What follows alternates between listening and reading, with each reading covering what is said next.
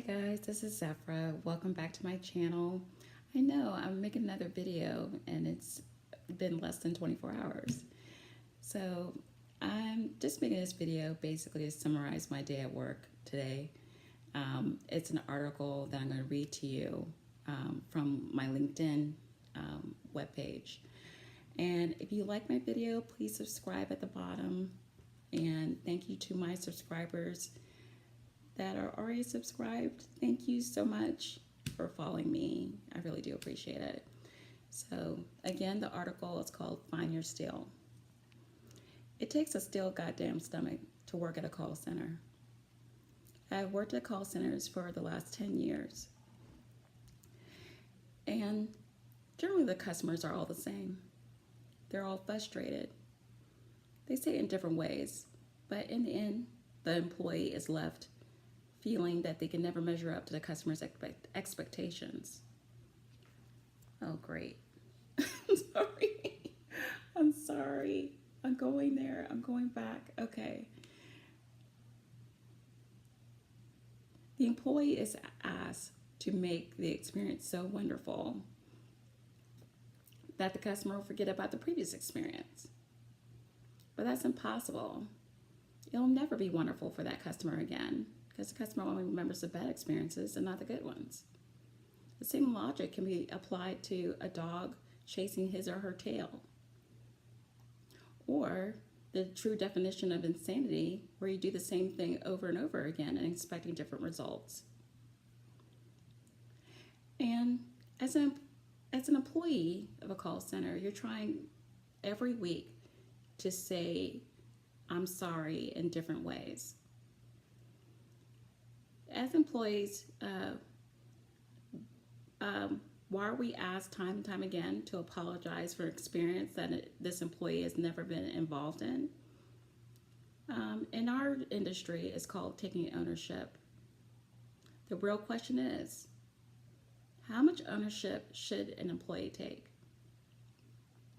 Is it employee's fault for how a delivery team unprofessionally delivered your purchase?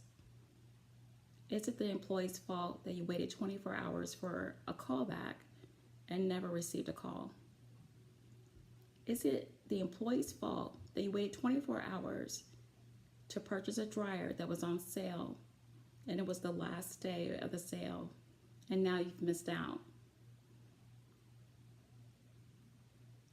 Is it the employee's fault that you purchased a refrigerator for an unfinished kitchen that now doesn't fit, but that particular refrigerator is really a non-returnable item? Is it the employee's fault that you signed a 2-year agreement for a device and you don't like it, so now you want to return it without any penalties? From my 10 years experience, it is yes to all these questions.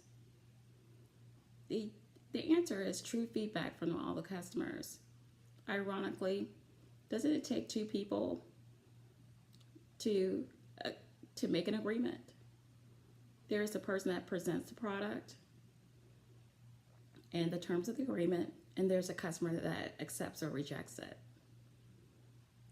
It's stated verbally and written in the contract. In the court of law, presenter can be found guilty for creating a unconscionable contract where the details of the contract were impossible to achieve or actually illegal. The question is, when does a customer take ownership of their involvement in a contract or an agreement? Never. The customer is always right. Even when they're wrong, they're right. Let's look at a different scenario where taking ownership is just unacceptable. Or not taking ownership, is unacceptable. So for example, you have a big presentation with the C managers. Your boss stresses to you that this can make or break your career and your boss's career. You have 20 days before the presentation is due. So the first week you ponder about it and you Google information about it, but then you saw these cute kitten videos and you couldn't resist. The second week, your boss asks for an update on the presentation and whether you need any guidance. You say no. The second week, you're going around the office trying to get the tea on other employees or your boss. Your boss sees you at someone else's desk and you give them a smile and a thumbs up. Meanwhile, you have changed your screen on your computer to Kittens at Play, and you got that presentation in the bag, so you're going to wait another week. By week 3, you're running around like a chicken with your head cut off. You didn't research anything yet, and you didn't do any reports. Reports? What reports? Next thing that you know, you're up at 3 a.m. and you've only produced one PowerPoint slide. Then you say to yourself that you really should have asked for help. Oh no, now your printer is jammed and your toner is down, and it's preventing you from producing copies of this report. The day has come to present the report to the C managers.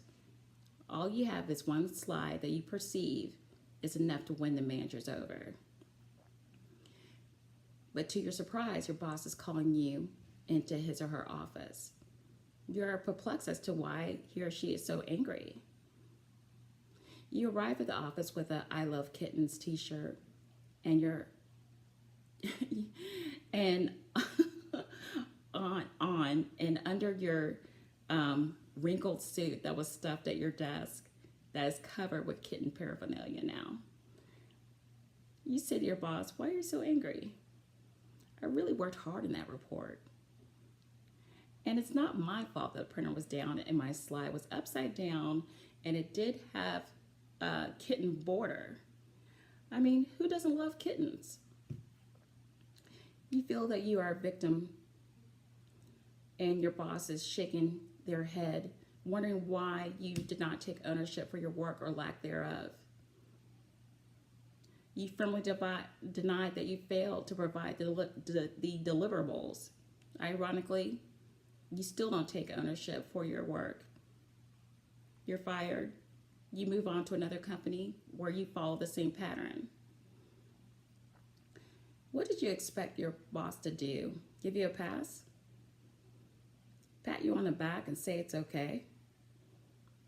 Then you go home, berate, disrespect, belittle the call center representative because you had a bad day. Little do you realize that you called the call center about making a payment arrangement for your car when you really should have called a therapist or a life coach first. And if that rep doesn't let you vent about your day, they run the risk of getting a bad scorecard or failing a survey.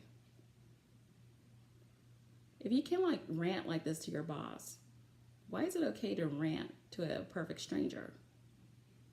In conclusion, I believe that everyone, and I mean everyone on this planet, should do a call center work job for 1 year before they start their careers.